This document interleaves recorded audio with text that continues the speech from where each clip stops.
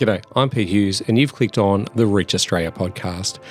This is the second of 4 workshops on the idea of a multi-site church, looking to plant churches all over our area and country. This workshop was brought to you by Paul and Sue Harrington, who lead the Trinity Network. Apologies for the audio. Audio is not fantastic, but we've done the best we can, and it's still an important one to watch and listen to. If you would like to watch the video, it will be available on YouTube or on Spotify, but it is still worth listening to. Enjoy. It's great to be here today, and terrific actually to reconnect with Ray. I remember going to that conference, Exponential, back in the day, and for the first time, we've been planting churches for a few years, and suddenly I felt like I had this sort of language and the categories to sort of put us into, to understand what we've been doing. So it's great to reconnect, apart from the fact that he is wonderful at providing coffee. That's always a good thing to do. So that's great. This will work, no doubt. No.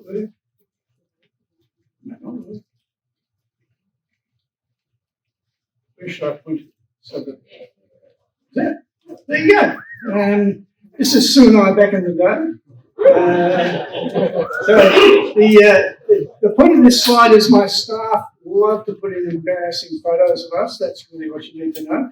But the reality is, what I'm about to do, Sue and I are about to do, is to pick up on 30 years and squeeze it into 30 minutes.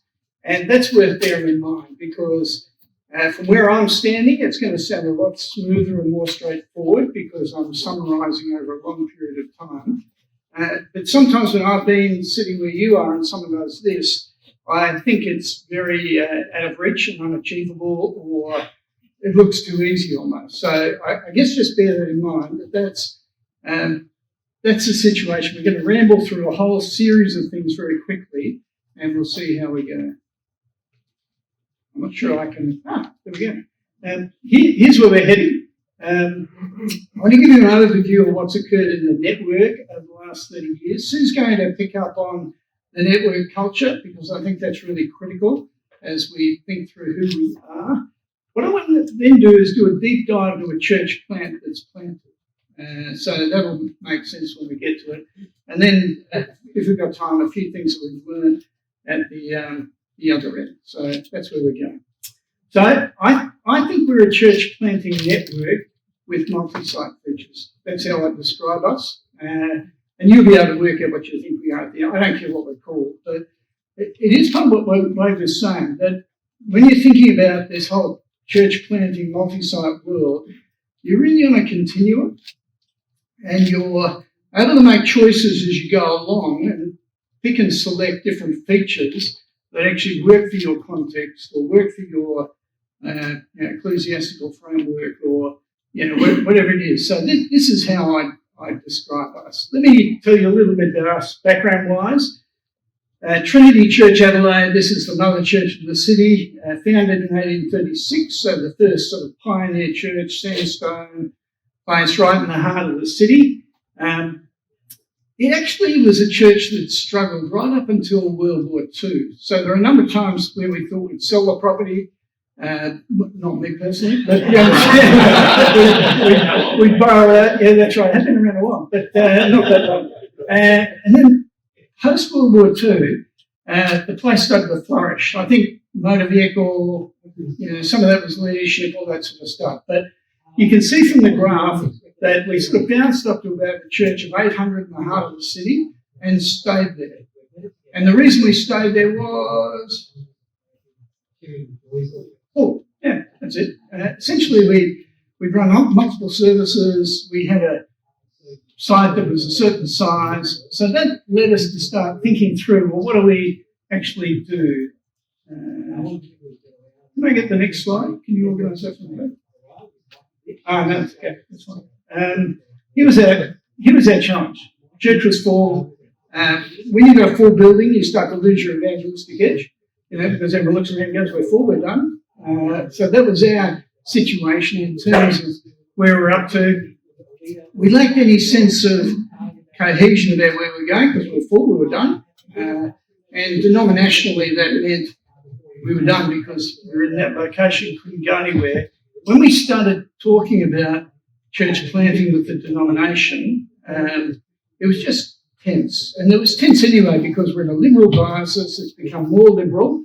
And we were the evangelical sort of church in the heart of the city. There's probably half a dozen other evangelical Anglicans, but we really had a target on us from a diocesan point of view. And to talk about church planting, given our denominational polity, was likely to get us into a lot of trouble. So that was the reality of it. Okay, so here are the options we're trying to work through. Go larger on the same site. We put a block to the rear of our church in 1994, so we had the capacity to build bigger. Or reform the diocese, do that hard sort of work of seeing yeah, okay. Cross that off fairly quickly. The third one was appealing from my point of view. Bypass the diocese, that seemed like we were going to go church planting. We thought about all sorts of other different options as well, but that's really what we're trying to work out.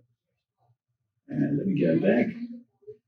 This is eventually what we decided we would do. So I'm backmasking at this point.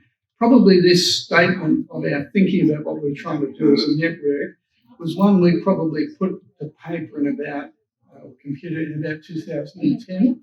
So it was into the bit of captures actually what we've been talking about doing in a fairly clear sort of way. So we read it, make a couple of comments. In response to God's grace, the Trinity Network of churches exists to plant a growing and healthy network of disciple-making churches and ministries across Adelaide and South Australia and to send disciples into the world for the glory of God. Now, this is totally unmemorable, but it is descriptively accurate. Okay, we start with the, in response to God's grace, we deliberately have it there. You pick up what we're doing is we're framing Ephesians chapter 1. That's our thinking. And one of the reasons for that was because in an earlier trip to the States, and let me say I have learned and been so thankful for much in the States, but when I went there in the late 90s, what I kept hearing from pastor after pastor of large churches was what they were going to do for God, what their church was going to accomplish for God. And I came away feeling extraordinarily worried, actually, about the fact that it felt so Arminian. And the driving force didn't seem to be God's powerful initiative towards us in his Son through the gospel. And so I wanted to make sure that we always started with what God had done for us, not with what we were going to do for God, because that always seems to me to be responsive to God's initiative with us. The stuff in the middle probably doesn't matter too much, really. God's grace for his glory. The stuff in the middle is a statement for a network, not for a church. You understand that? This would be a lousy statement for a church, but it's okay for a network thinking about what a group of churches are going to do. To actually plant churches that make disciples, is really at the heart of what we do. That became sort of the template for our thinking about what we're going to do. What we then did, so I became the senior pastor there in 1993, and from 94 through to 99 was a period of trying to get a large, defensively moded evangelical and a liberal diocese church moving, if that makes sense. So when Sue and I joined the church, we actually joined the church in 1978 when we became Christians. And so Trinity, this church, centre of Adelaide. And when we arrived, they used to hand out leaflets on Sunday. And on the front of the leaflet was, "Here we stand." And that was actually right. And if any liberal tried to get over the wall of the castle, we would spear them and throw them. It was a very, defensively stanced sort of church, very protective. And it's still been in good stead, but it meant a lot of work to think about next steps. We spent 5 years starting to talk about what do you do with the full church? There are lots of people in our city and state who are lost. We can't afford just to be full. Where are we going to go? How are we going to reach the lost, given who we are and our particular context? What we then did was Later in the decade, 1999, we started a new internal congregation, not a multi-site, but a new internal congregation on the same site. And then in 2002, we planted. So the 99 internal thing was a deliberate first strike at planting. We said we're starting this new congregation, see how we go starting something new before we plant off-site. We want to learn with minimal problems, barriers, structures, and then from that, we'll plant in a couple of years' time. So it was part of that sort of reorienting a church and thinking like that sort of way. We planted our first church in 2001. That was about, so thinking, I listened to Wade and others. We planted on a 20-minute ring around the mother church. Okay, so we had people travelling for up to 30 minutes to get to our site. We figured if we planted on a 20-minute ring, we could then in due course see those churches planting further afield because we want to reach Adelaide and South Australia with the gospel. So we figured that'd be the way to go about it. It would have been easy to plant closer, I think, but strategically better to push that sort of boundary. So was our thinking, plant churches that would plant churches. The Dyson response, so I've been working with a task force in the diocese for church planting for several years. I explained to the Archbishop we were planting a church. He nodded, he smiled, and now when we planted, I realised he thought it was never going to happen. So when I told him what we were doing, he was extraordinarily angry, threatened to get me kicked out of the Anglican Church, strip me of my licence, and just make life very difficult. So because I'm intuitive, right, I worked out he wasn't pleased. We sort of went from there. So, and that was just our context, really. This gives you the timeline of the plants. This is really sort of quick. So from 1836 to 2001, let me go back. Can we go forward? I'm having trouble with there we go. This just gives you the sequence of the 13 church plants from the city. And you'll see that we just kept at it. And then in more recent years, sort of 2015 following, we built momentum and we just kept planting. This next diagram, this gives you the sort of umbrella. Remember I said what we were trying to do was plant churches or planted churches? This is what's happened. So 2001 we plant Moorgate, 2010 it plants further down the road to Mount Barker, 2015 Mount Barker essentially plants to Victor Harbour. And you see that. The city church is planted 5 times and there are 8 churches that have been planted from those 5 churches across the network. Remembering what we're trying to do is reach a city, reach a state. So we want to plant churches that plant churches. Every time we had a launch Sunday for a church plant, I think I've missed one of those, but every time we have prayed that God would give this church, launching today, the privilege of planting another church. And we've signed that, had that as part of our DNA, part of our thinking, because we want to reach more people with the gospel across our city and across our state. So that's been the sort of underlying thinking and prevailing sort of perspective that we've had.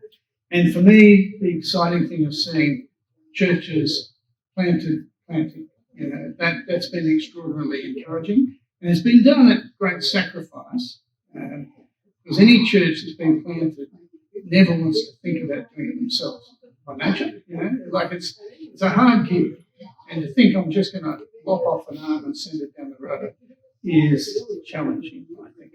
This is the map of what's gone on. So if you go from Golden Grove, that's about half an hour north of the Mother Church. If you go down south to the inset of Victor Harbour, we're talking an hour and a half south. So it's about two hours between the northernmost point and the southernmost point. If you go to Mount Barker, that's about 40 minutes from the city. We're just trying to keep the gospel moving out in this sort of network, and we kept aiming in that direction. I don't know if these are going. Oh, there we go. The thing to know about us is that we see ourselves as a family of churches, right? So we have thought of ourselves as a network of family that run about the same thing. So every church, all our staff, they have local church thinking and purpose, but they are thinking, I'm part of a family that are trying to do so much more and to reach a whole stack more people in terms of where we're going.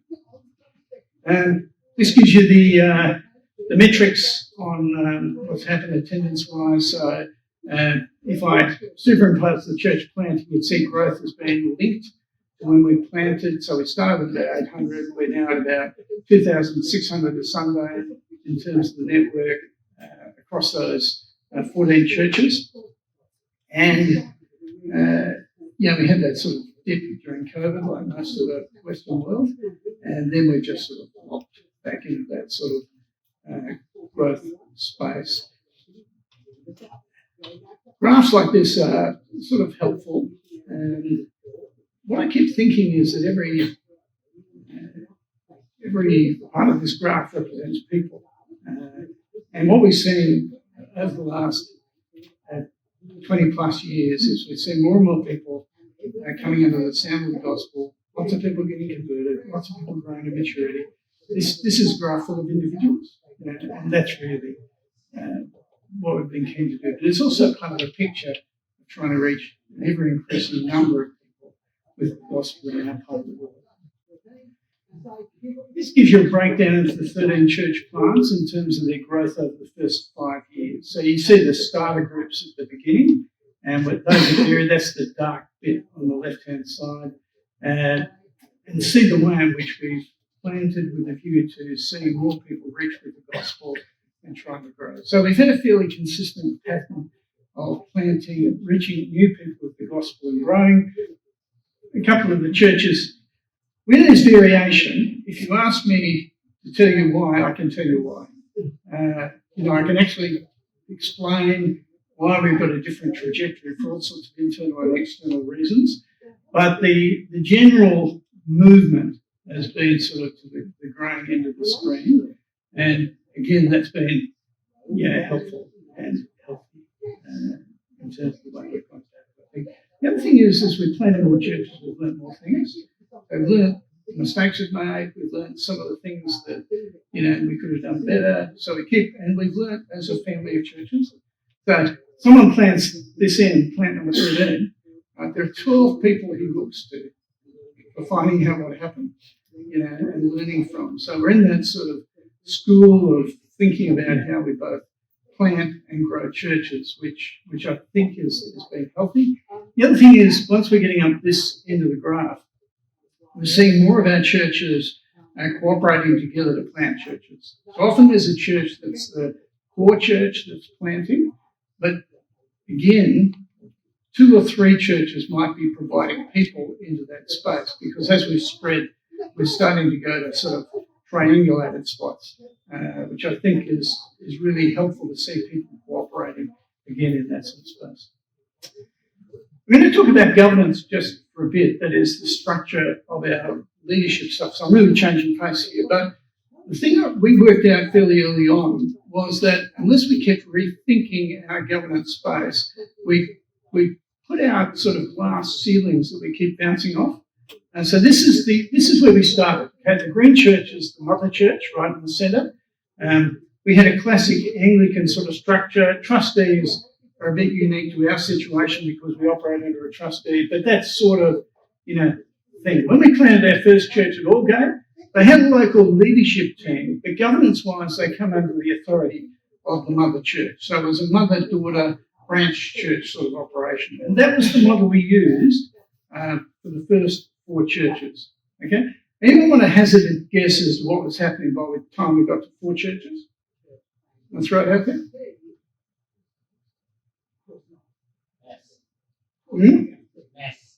Yeah, it was a bit messy actually. Yeah, what I was finding was, so I'm in the middle here trying to look after these pastors, and they'd all become teenagers overnight. They grow up so fast, and they all wanted to do their own thing, their own steam, and didn't really like the idea of being accountable to another church effectively. And I thought, oh, that makes sense.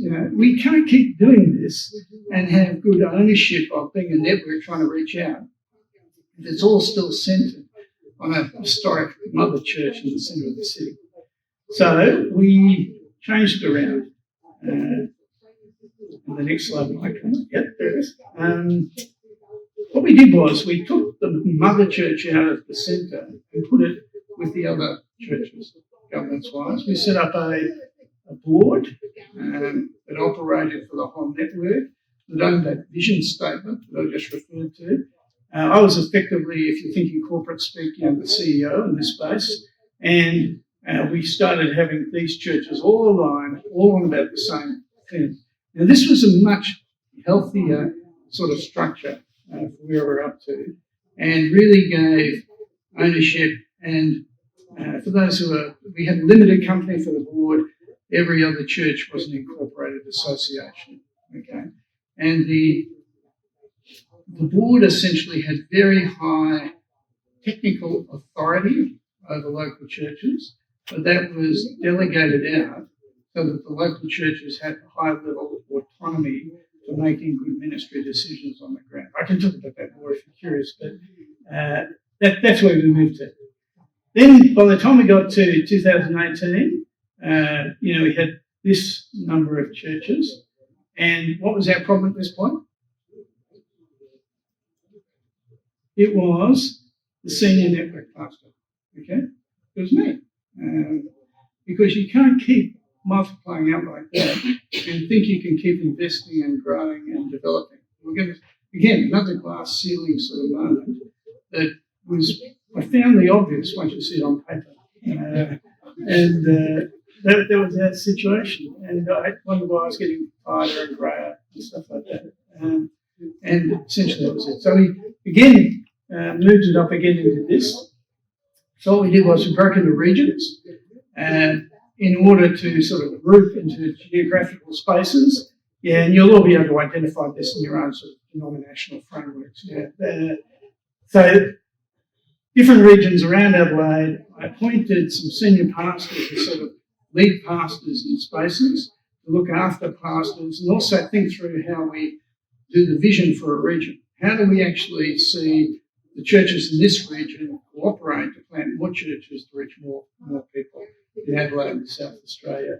So it broke down this. The other advantage with this was I've been thinking, I put a paper to the board about 7 years ago on succession planning, and not because I was planning immediately to retire or anything, but I think we had to move forward and build the structures in order so that my departure would not be noticed.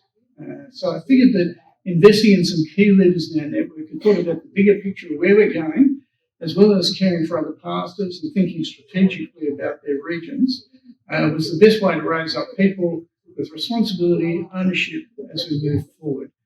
So that was the grey boxes are the sort of church plans that we've got in mind for the future.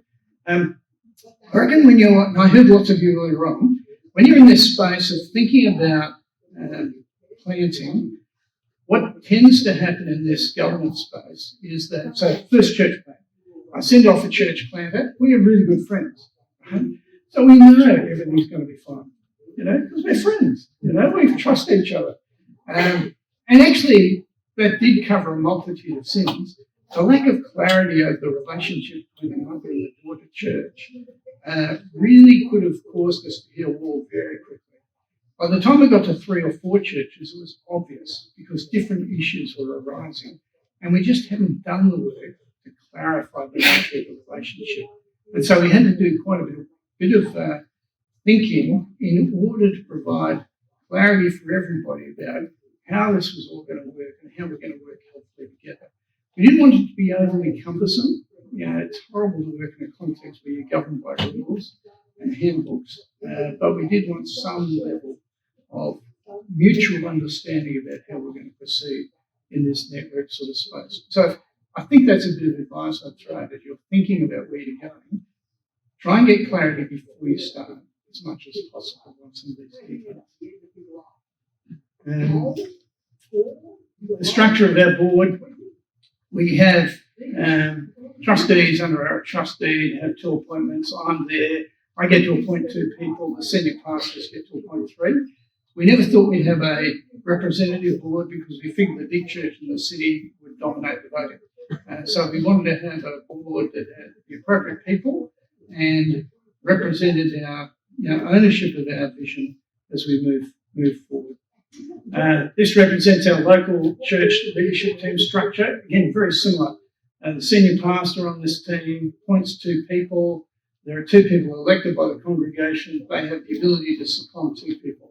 We wanted sensible size, flexibility to get the right people in the room who are godly and able, so we just created. Now, I'm not thinking you should do this. All I'm saying is you should think about what you need. I have friends in the Anglican system in Sydney, and the thing I say to them is I think the rule books for Sydney and the way they structure leadership is designed for churches of 211 people. Okay, that is, it's cumbersomely protective and guarded and distributed, and it's not designed to actually achieve anything. I don't think, to be quite honest. And some of you probably get what I'm saying if you're in that system. We're trying to work out a system that helps us get stuff done by good and godly people who have the right abilities in the room to help us think along those sort of lines. That's why we operate. I'm not sure.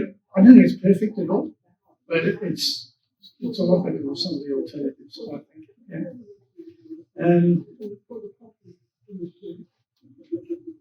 I'll just keep pressing this clicker. There we go. I'm going to hand over to Sue because I think one of the big things about our network is less to do with the structures and what's happened and everything like that, more to do with how we roll together. So Sue's going to fill it in. Well, God cares not just about what we do, but obviously our motivations and how we carry out what we want to do. A healthy Christian culture is essential. And so we've got up there 5 key aspects of the Trinity DNA. And this is the sort of DNA that we want wherever we went. So we might change, if we were in Sydney, we might use a different network structure, but we want the same sort of DNA. So the first one is that everything we do flows from God's grace.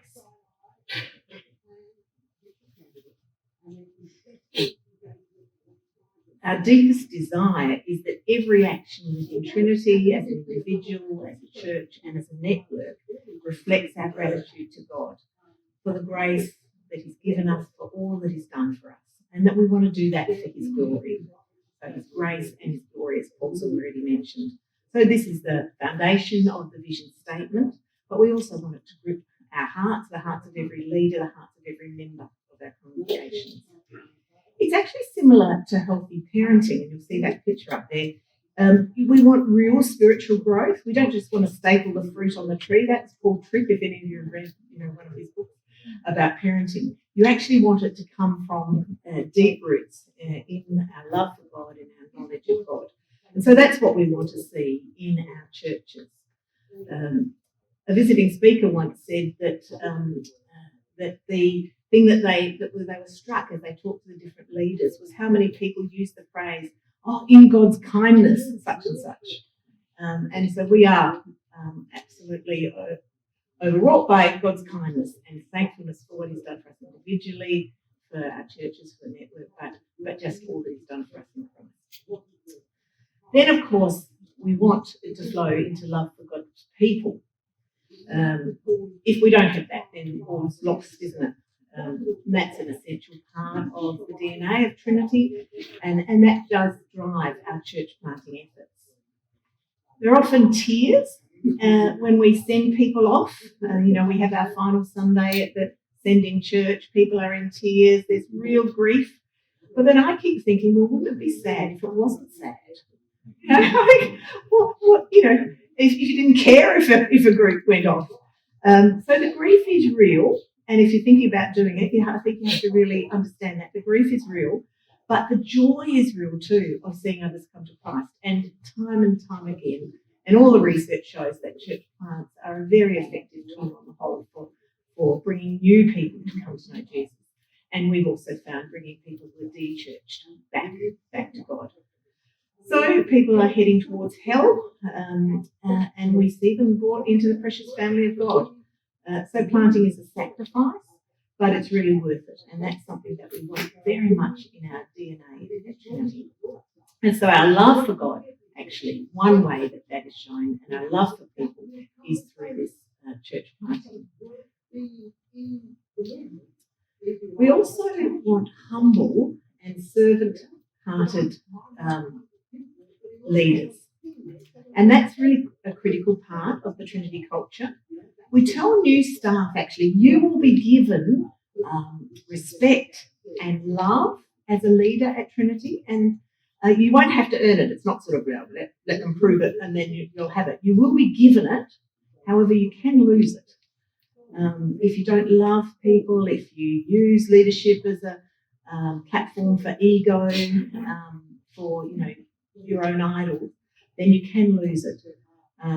So we're explicitly looking out for humble leaders that trust in God and whose who they are is rested on their leadership. We're explicitly thankful as leaders amongst the Trinity congregations for the fact that the congregations pay our wages. And I think it's really good to thank our congregations for that. It's a privilege to be able to lead God's people. But it is a partnership, and of course the job of the leaders is to equip the saints for works of ministry, ensuring God's people flourish for his glory. So that humble, servant-hearted leadership is critical to the Trinity DNA.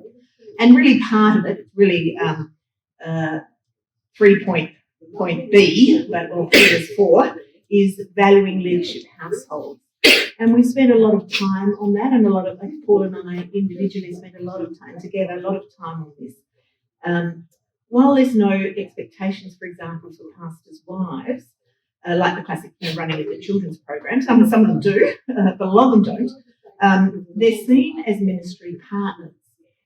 And currently we've got 31 pastors' wives in the Trinity Network, but they're all at different life stages. They've all got different gifts. They've all got different challenges and circumstances and opportunities.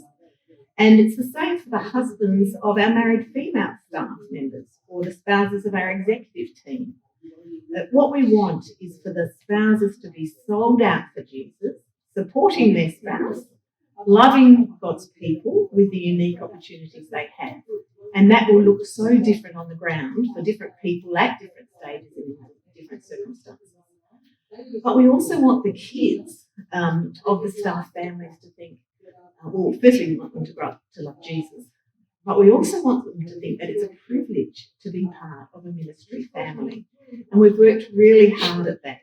And think through lots of big and little ways that we can do that. Things like Christmas, the kids get a little gift attached to a helium balloon. That kicks off the Christmas season for people.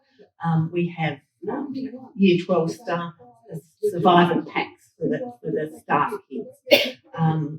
So there's different things like that we do. Pastors' wives, I take them away for a few days, somewhere between a conference and a retreat. We have some import and some relaxation time. And the trustees of the church now pay for that. And so that is a very you are valued. It's important what you're doing as your household as a team. It started off with just a few of us when there was just a few staff wives heading down in our combi, down to a holiday house rented, but now it's become more formal. We've kept changing.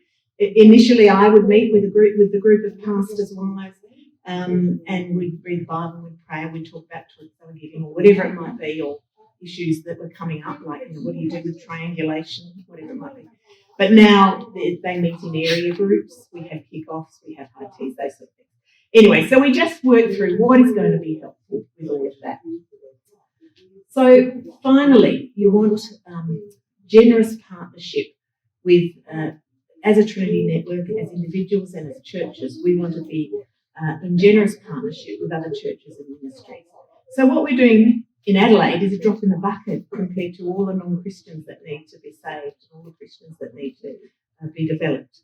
So we've been saved into the body of Christ, which is far bigger than Trinity.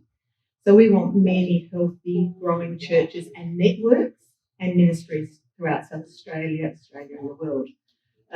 The Apostle Paul in Philippians 1, chapter 1, verses 3 to 5, talks about partnership in the gospel and how thankful he is of that. So we do want a generous culture, a network church of individuals who want to be generous with experience and resources and time that God's given us. So we network with for example, and it's very mutual with Reach Australia. We're really thankful for that. AFES, CMS, Bible College of South Australia, City Workers Ministries, Bush Church Aid, so a range of organisations we want to strengthen. We talk about the gospel ecosystem in Adelaide because as they're strong, we're strong, and vice versa. We want significant gospel change in our very spiritually dry place in Adelaide. And we think there needs to be, at least 20 networks like Trinity for that to see a significant change. Paul spends, for example, it's quite a lot of his time with other gospel leaders and churches to try and encourage that. So to sustain a culture, that's the culture we want, we design, we pray for, but it needs to be intentional. We need to spend time on it. We need to keep going back to it.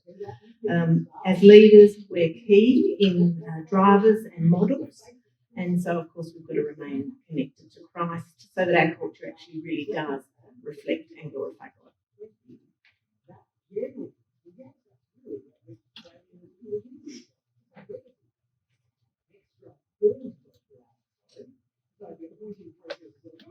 I want to change pace for just a moment. You may have been listening, you've seen the graphs, and possibly thought, well, if I inherited a church of 800 people, we would have done the same thing. And many of you are probably thinking, I'm in a much smaller church context. How would I go about it, given it is a bit smaller? What I want to do is do a deep dive into a section of our network. So Modbury Church got planted in 2010. We sent off about 80 people. I don't know if you've ever had this experience. My experience is that the sending pastor always thinks he sent more people than the church planter did.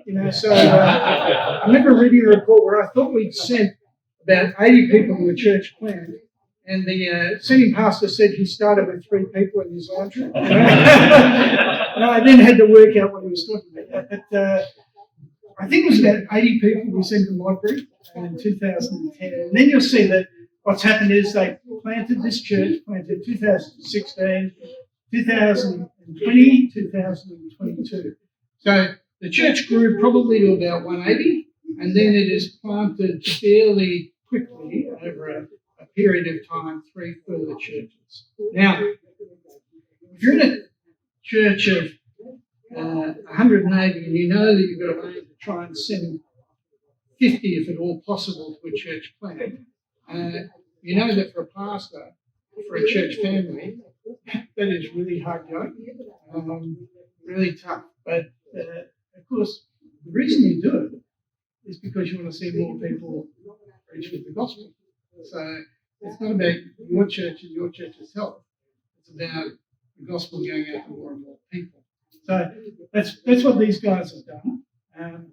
What I thought I'd do is just show you the bounce back factor for this church at Modbury, because I think the great fear for pastors when you're planting is this could signal the death knell of another church, especially if we're sending a big chunk of our people. So just to explain, what we've got is attendance giving. They're very, as metrics go, they're as basic as you can get, but they're easy to measure. When Modbury planted Golden Grove, they lost 20% of their attendance in the first year. The reality was they actually sent 30% of their people, but we're counting the first year when a whole lot of people joined the mother church again. What we found is that churches that are sending, that are concerned to reach, are churches that are growing, so they keep growing. That's reality. So they never actually sink to the level, numbers-wise, of the number that they send, right?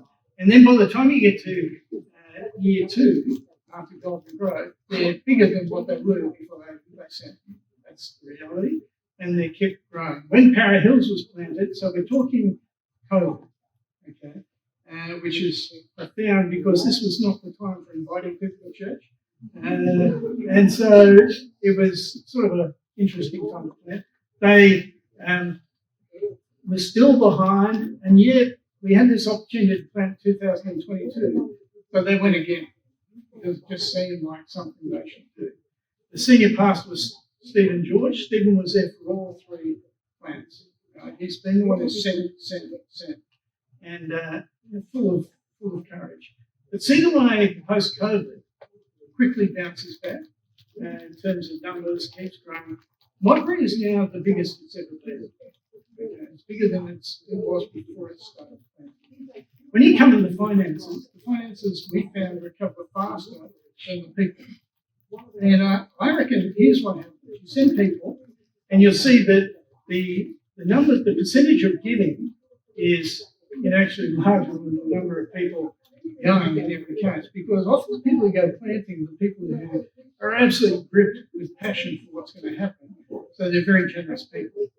When they go, the people who are left behind, they really buy into the vision and they step up.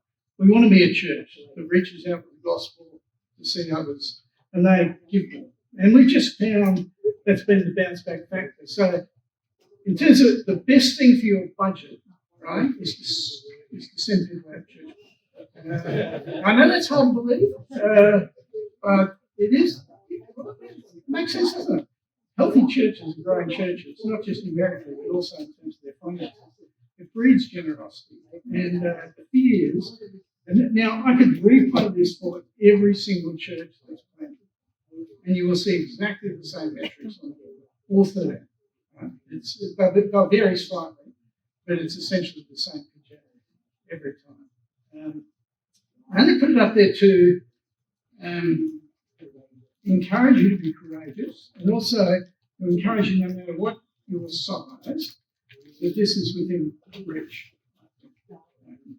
These guys, 170 maybe when they had planted the first time, having grown from 80. Now, here's the difficulty, and I just throw this in at this point. What we discovered fairly early on was that when a church planted, all the people going had huge energy and buy-in. I wanted to see things happen. And the people who remained felt like they're left behind, like, I remember the first time, 2001, we sent off 80 people, just left 720 behind. Hardly any, sort of I went there on the Sunday after the plant turned up, and it looked like there'd been a funeral. I came to, what was us, we're only 720. It wasn't so much that, it was the loss of friends, the loss of, and also, fair enough, the 80 who got up and went when you get up and go, and we sort of had the 720 left behind us. It's a different sort of feel. What we've worked out is that when we send this clarity around what they're trying to do, they need to rework the sense of purpose that we have for those who are staying behind. We have a sort of mission planting team, and we have a mission team at home thinking about, okay, how are we going to keep doing the same thing here? And so the identity of the mother church is not tied up with the plant. The identity of the mother church is keep doing what they're doing and hopefully backing up to it again. That's been the sort of thinking. So that's why, Modbury's been able to do it 3 times, I think. Not sure where I meant to be playing this. There we go. This gives you the graph of the attendance, the cumulative attendance across these 4 churches. So we have a church that's 180 or 160 or whatever it was, building, and then plants. And then plants again, and then plants again. We're now in a position where the overall attendance for these churches is closer to 600 a Sunday, from a planting group of 80, and then the churches reached, which was about 170 or 180. I can't imagine we would have done that staying in just one church, given the location without huge investment in property. But what we have seen, so these four churches now have an annual time when they get together for a celebration. And I tell you what, it is quite something to be in a room with all four churches being able to say, we are in this together, and we're in four locations, but this, it really is just a special time for them together and to celebrate what God has done for them and through them. The next thing, though, is that I'll get another slide up soon. So we had the Modbury Grove, Parrot Hills, Campbelltown. These four churches are now thinking through how they will together plant three more churches. Okay. That's churches, the plant churches, the plant churches, the plant churches. So this is owned by these four pastors and leadership teams. They're thinking, how can we start? I don't think any of us can start an evening congregation that's going to work for any individual church. What we can have is a church plan that serves all four churches. All the morning churches will say, this is our evening congregation. Right? And the evening congregation will say, we are in partnership with these four churches. Okay? That's what we're doing. Now, very hard, I think, in denominational settings for that to happen. Much easier in the network, a family of churches.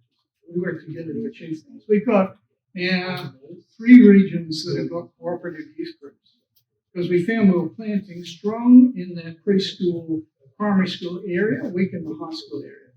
So we figured actually churches in a similar region could collaborate for a youth group that the churches participate in, where the families are connected and there's trust and ownership in that space. Evening church, that's planned for next year, and then there are 2 further church plans that are lined up, that each of these 4 will participate in to different degrees depending on where they're going. But they've worked out the benefit of that collaborative space. Now, see the way that graph works? That's a sequencing thing. All 7 churches will be in exactly the same space as Modbury. They all are full family members of our network, but those 7 are going to be collaborating together as they think about their region in that partnership space. So we're just trying to think through, how do we keep starting new churches to reach new people in places we haven't gone to yet, is the way in which we're trying to think it through. Now, this is a church of 170. That's 3 times. And those 4 churches going again. Okay, so I suspect I've covered most people. And some of you are in this space anyway, but it's just helpful to try and see it. Now, let me say, I've done none of this. It's really been these guys in the north who've driven and owned this space. I've cheered, but these guys are the ones who've been really working hard. What I thought I might do is just try and capture a few of our learnings. So there's about 10 things I'll just bounce through, if that's okay. I'm not sure what we'll get to in terms of time, but Erica Scott will tell us. So these are sort of the things I think we've picked up as we've gone along. I'll just grab it through them very quickly. First thing is measure twice, cut once. One observation of church planting is often that people get the idea for a plant in their minds and move into it way too quickly. And what they do is, once they plant, they start to go, oh, we should have thought of this before, And so the danger is, if you don't think carefully enough, build your teams, clarify what you're trying to do, and you'll launch and do it then. And if you do that, you'll play church rather than do evangelism. Okay, so we've deliberately taken time. Often what we do is recruit someone into a space to plan, give them a year in a church, not thinking about planting, then give them a year to plan and to build the team, and then the beginning of the 3rd year launch. Okay, so that's often what we've done.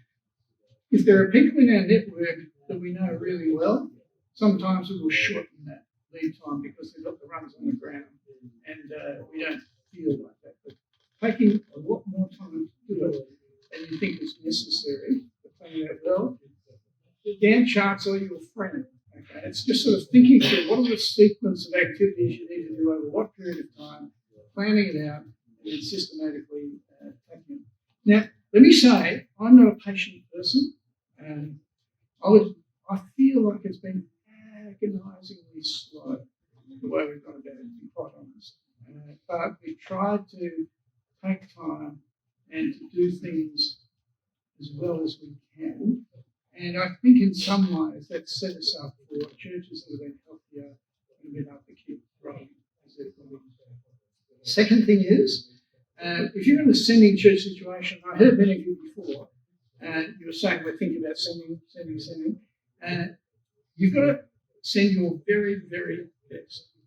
Okay, you can't afford to not commit fully to the church plan, and that means allowing whoever's taking the team out free rein on who they take with them. That is a really hard thing to do, I found, but absolutely necessary. Now, here's my proviso here. You don't let them take everybody. So here we are, a church of 200. Take whoever you want. Whoa, I took 190. I'm not thinking that. You've got to set a sort of boundary marker. The boundary marker in size is determined by what you think is optimal for this church to start off and keep growing and reaching people with the gospel. And that's the metric you're trying to use as your assessment tool. Really good people and enough people to get them going. A couple of times I think we've planted with groups, if we went back to the growth factor over 5 years, a couple of times we started with larger planting groups and had slower growth. And I think it's because the larger you are when you start, the more work you've got to do relationally in that space as you build. We've actually found somewhere between that sort of 70 to 90 mark seems to be a sweet spot for us when we're doing that mother-daughter sort of planting thing.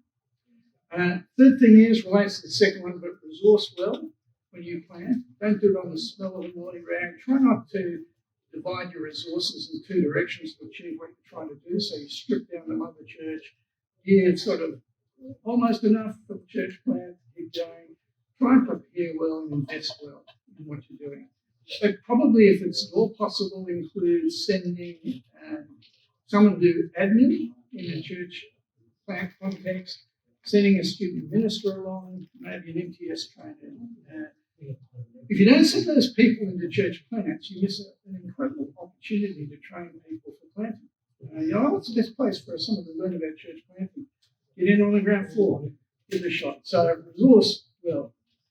I talked about clarity of relationship between mother and daughter church. That's really important. I think that there is a great opportunity for partnership in that space. And what you want is people in the mother church who sent to hear how it's going. Because you want the mother church to do it again. But it's good for them to hear how it's going. It's good for the daughter church to know that the mother church is praying and supporting. And often our mother church has provided resourcing on an occasional basis for daughter churches. So that partnership thing we kept working out well. Keep the vision front and center. Why are we planting a church? Is to reach people with the gospel. We're not just starting new Bible teaching churches so that people who haven't got a Bible teaching church can turn up. That might be a nice byproduct, but it's not the primary thing we're trying to do. Keep reminding people why we're doing it. God has been gracious and merciful to us. He wants people to come into the kingdom. That's what we plant churches. That's what we're on about. I've already mentioned the goers and the growers. People who are going, clear idea of what they're doing. People who are left behind often feel just a bit bereft. So it's important to recapture the sense of what we're doing at the mother church.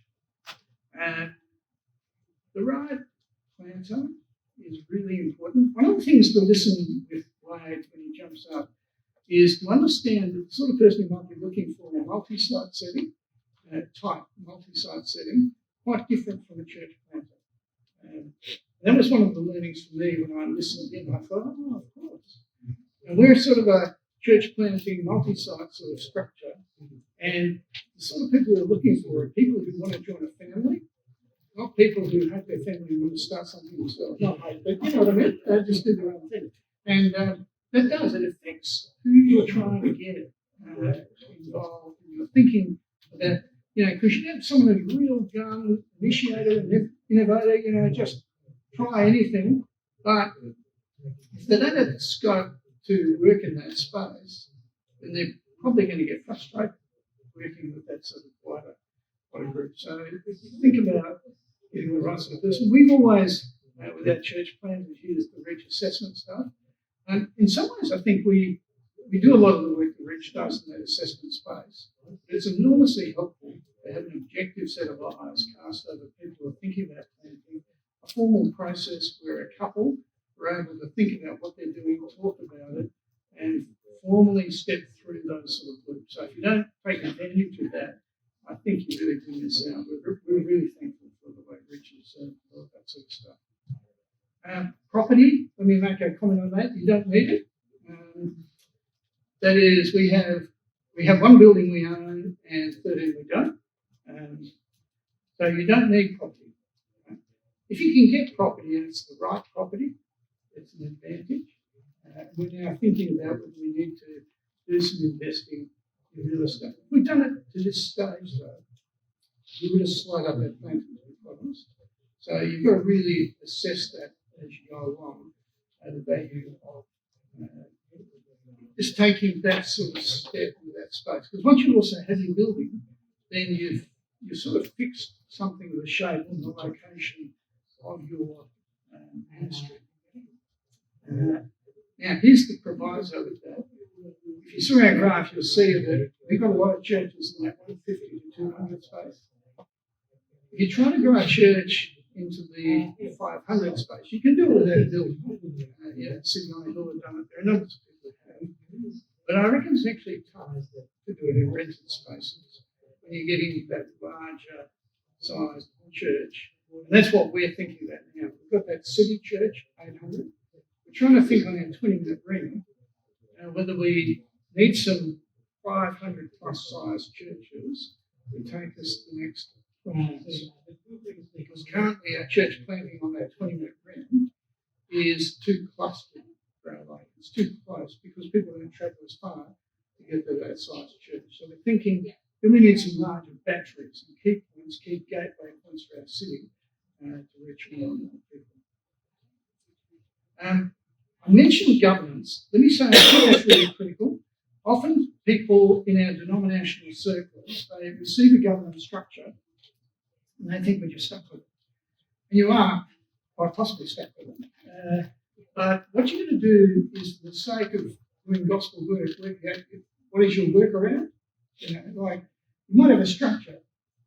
How are you going to work around it to make disciples? Because often the structures limit what you're doing. Some of you aren't in that situation, but if you come from my sort of background pedigree, you need to work out how you don't get caught up in that sort of framework in a way that restricts you from doing the evangelistic work and being nimble enough, agile enough to actually go forward with the gospel. Let me just put in a brief plug for the value of keeping networked with your churches when you plant. Excuse me. I think there is I'm not against independent church plants and things like that, although if you know the history of independent church plants, they normally hit a wall and crash and burn with regularity, not regularity. I think that for us, being in a network structure has been enormously helpful for all of us. It helps us think about a city and a state, not just a local church. It helps us when we hit a crisis point, because if there's, we've had 2 times when a pastor has got a sickness, it's kept him out of action between 6 and 12 months. That's okay. It's a network we roll together. We're coming out. It's not just left to the local church. When there's moral failing, we've had very few of those, but it means someone like me just gets rolled into the space. And we think through how we're going to negotiate this together and how we care for a congregation and do those sort of things. It means that when we've had churches we've planted in more difficult socioeconomic situations, our board says, we've just got to keep supporting this work. They're doing good work on the ground, but they can't pay for it. It's okay. We're going to cover this. We as a network of churches, we've got to step into this breach and we make sure this is going to go well.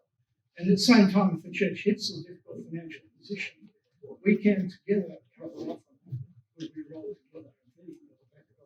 I think there are real benefits in thinking through how you go about that sort of space and what sort of structure you want that actually helps you keep doing that gospel service. Okay, so there's some of the questions. I'm going to hand back to Scott. Yeah. Well, that was Paul and Sue Harrington from the Trinity Network. Always great wisdom from the both of them, and we hope that you enjoyed this, that this may have inspired you to think, yes, I can plant a multi-site church. If you'd like to know more about church planting, make sure you head to our website. I'm Pete Hughes. Chat soon.